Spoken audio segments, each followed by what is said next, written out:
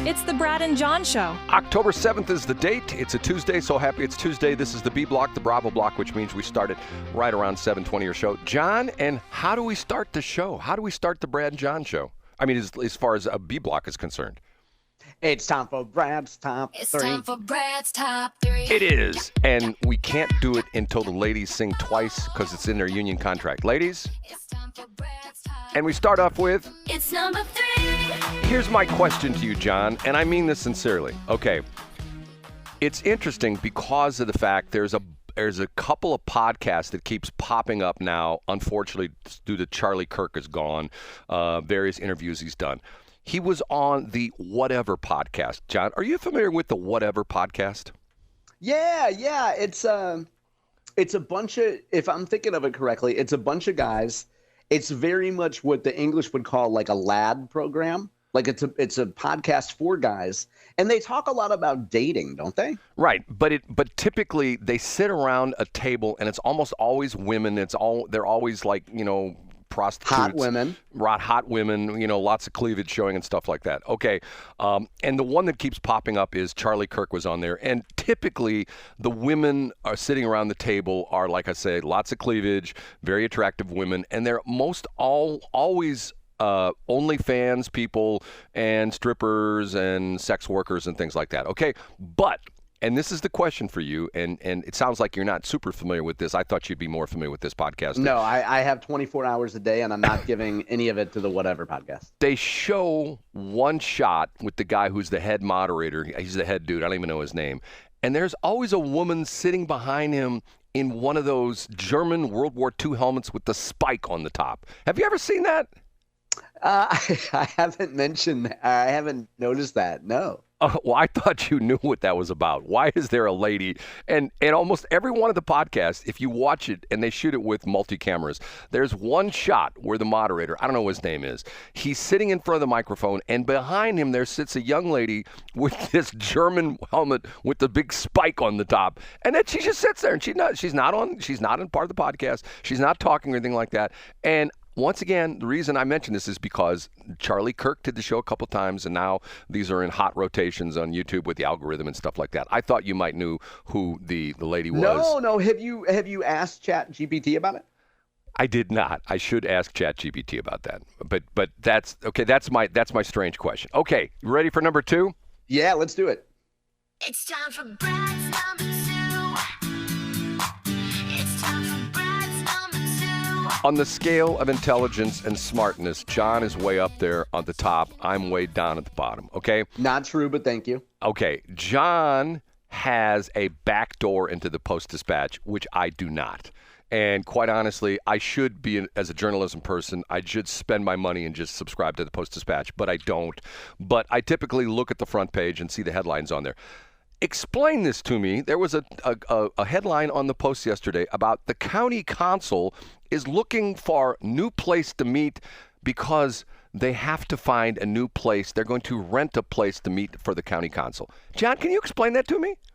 No, I did not read the story, but I'm guessing, just speculating here, does the county council say that their chambers aren't big enough? Or what's their issue? I didn't read the story. That's why I thought you might know. It was on the front page of the Post yesterday. Yeah, I did see the headline, and as you know, Brad, I don't link to any stories about St. Louis County government, right. So I don't know. I'm not certain. I wonder if any other news outlets have covered it, like KSDK or KMOX or something like that. You know? Well, the reason I brought it up, because I thought to myself, this is another deal.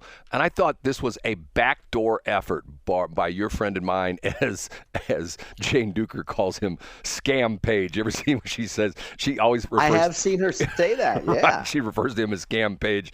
He's got this thing. He's still pushing. We need a new county office building. Need a new county executive office building. I'm going like, okay, here we go again. You get these guys in, and you know what? I'm going to criticize Dan Borgmeyer. Dan, I think and now they're constructing it, so the barn, the horse is already out of the barn. All these mayors get in and they want a new Taj Mahal City Hall. In St. Charles County, We're going to have the new fancy schmancy St. Charles City Hall. We've already got the new fancy schmancy Cottleville City Hall. The old Cottleville City Hall was in a double wide, believe it or not. One double wide for the police department, one double wide for the government.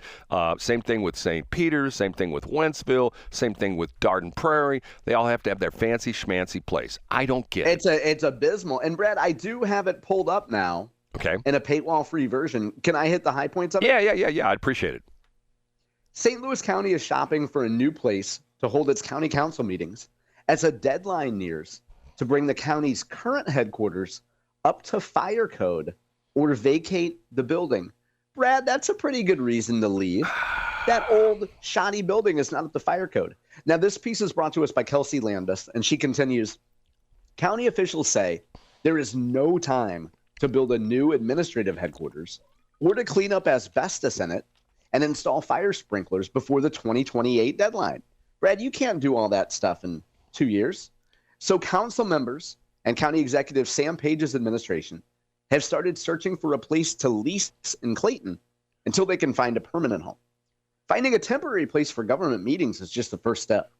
In the coming years, the county will have to address several sticky problems with its 54-year-old downtown Clayton headquarters. God, that's almost as old as Brad. Including the need to relocate roughly 600 employees, offices, and customer services until a permanent solution is found. So that's the beginning of the piece. John, this is, on the scale of BS, this is off the BS scale. Would you say this is kabuki? It's so... Once again, and I get tired of people saying that, people talk about in Europe. Well, in Europe, look at the City Hall of City St. Louis. How old's the City Hall? It dates back to the 1800s, doesn't it? Something like that? Yeah, pretty much so. Okay, don't we have these buildings in D.C.? Isn't the Capitol building like 180 years old? Isn't the White House? You can see where the Brits came and tried to burn it down. Right, That's how old it is. Exactly. And we've got the White House, which is like a super old building. Why? And the crazy thing about this is the asbestos steel. I'm not Mr. Construction expert, but if you talk to people who are in the know about this, you know what the current situation with asbestos is? You know what the current situation is as far as they tell you what to do with it? They tell you to burn it or bury it. They tell you to do nothing because of the fact. Like don't touch it, don't agitate it. Right. So the idea being is if you've got asbestos in the building, as long as you're not disturbing it and essentially making the fibers become airborne, which is what causes cancer, people breathe those in. As long as you've got it in the building, and to a certain extent, I believe they did this with the airport, because if you go into the old terminal, which is soon to be demolished, but if you go into the old terminal at Lambert, the entire ceiling is asbestos.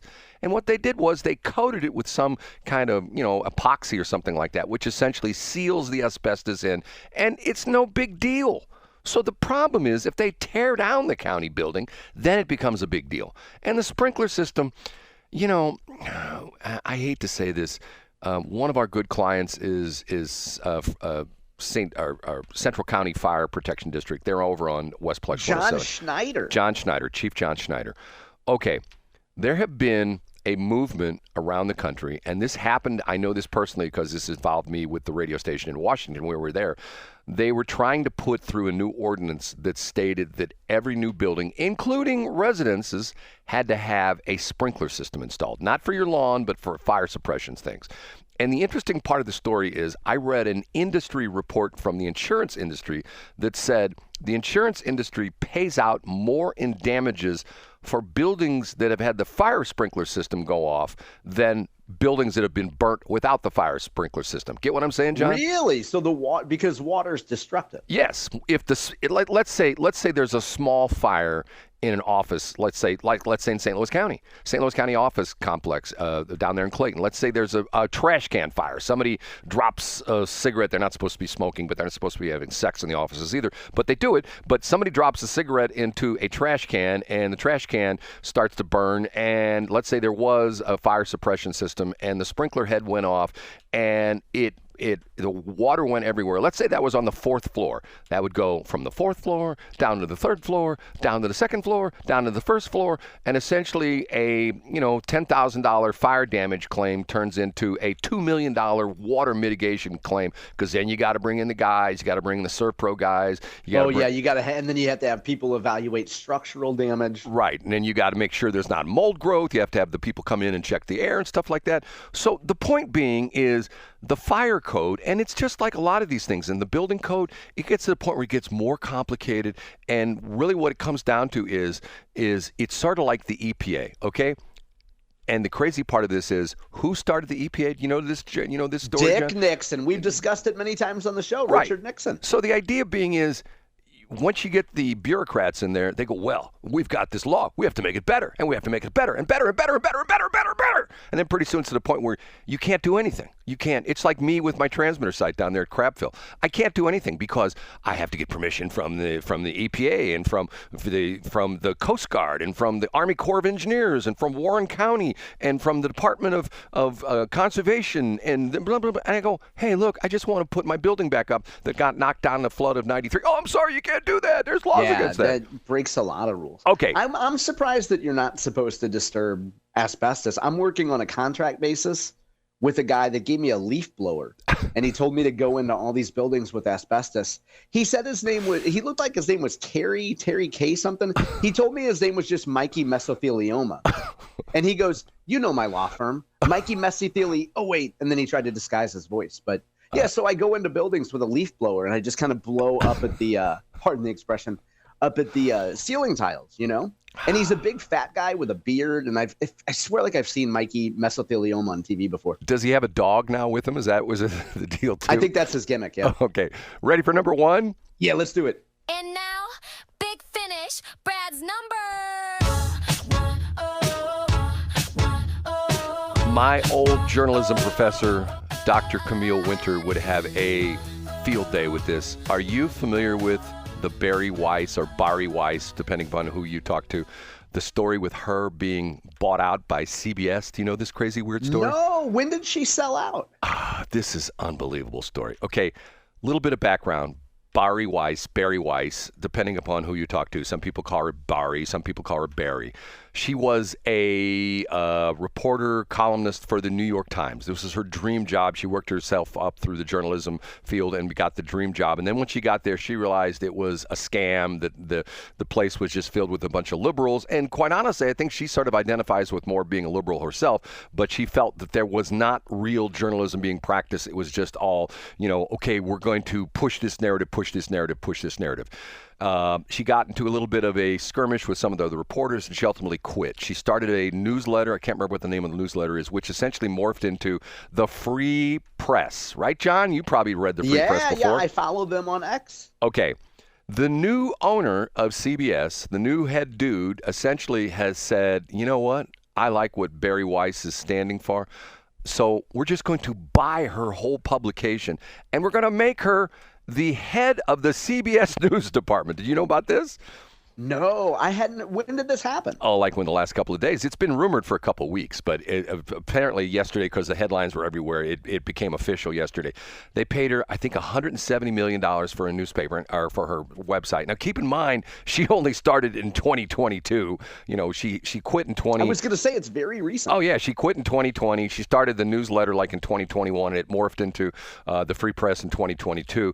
And she is going to be the new head of CBS. And she put out a memo yesterday outlining the 10 things that, and what's sad about this is, you go like, okay, why would she have to state those 10 things? Aren't they already doing those things? Well, the problem is they're not. They're not. As a matter of fact, the interesting part of here, I'll just read a couple of them. And this was the top 10 list. This was yesterday. CBS News staffers received new marching orders urged to treat Democrats and Republicans equally. And the story goes on to talk about how she was named editor-in-chief of CBS News on Monday. Just happened yesterday. The Free Press, $150 million, was acquired by Paramount for $150 million. Her first member of the staff is that she wants Democrats and Republicans held account equally. Now, top 10 list. Number one, journalism that reports on the world as it actually is. we have to state that? I mean, it's to the point. Yeah, right? yeah. But you know what? That's the difference between, I think a lot of folks in the media would say, well, let's talk about the way things should be. Exactly. They're not reporters.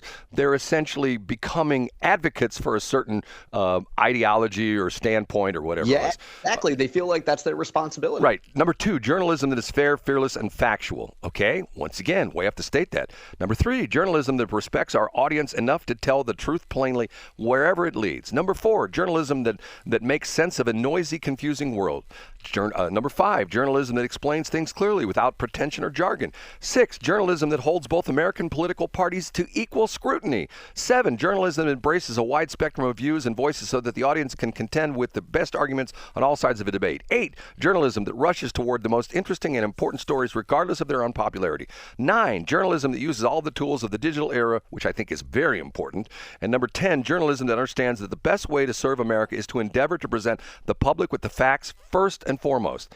John, don't you think that's the way it should always been running?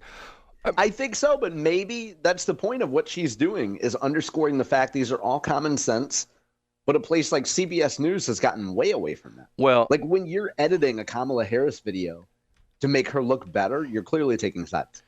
John, you know there's probably 90% of the CBS journalism people, the CBS News department, who when they got this memo yesterday said NFW. You know what NFW stands for? No fudge way. Yes. They're just like, hey, we don't care what she says. We're just going to keep doing what we're doing, which is... Yeah. And they'll be kind to her face and they'll compliment her and then they're going to keep doing whatever they... Because I bet some of them will be like, well, she can't stop me. I'll get fired. And then I'll say I was fired by the right-wing head of CBS News. Right. And then they'll file for a discrimination claim or something like that. Yeah. And they'll get $gazillion. It's going to be interesting because I have to tell you, I think the resentment for her now is going to be times 10 because she was somewhat of a whistleblower when she was at the New York Times. And it's interesting because I heard a couple people, I searched around and found some interesting insights in a couple different podcasts that came up yesterday. And people are comparing her to our buddy Yuri Berliner, who was the NPR guy who came out. As a matter of fact, it's interesting because of the fact that, remember, where was Yuri Berliner's narrative? Where was his article that blew the lid off of NPR? Where was it in the Free Press? Yes, it was in the Free Press. So the idea being is... There's a line of continuity. There's a thread there. Yes, and to me, it's to the point where, John, we're running a little late. Can I tell you my crazy story of, C Block is the crazy weird story. Can I tell you? Yeah, we're going to, in C Block, we're doing the life of a political showgirl with Kara Spencer. But go ahead and tell your story, Brad. Okay, we are going to do that in C Block? Yeah, we mentioned it yesterday, and it's been all over social media.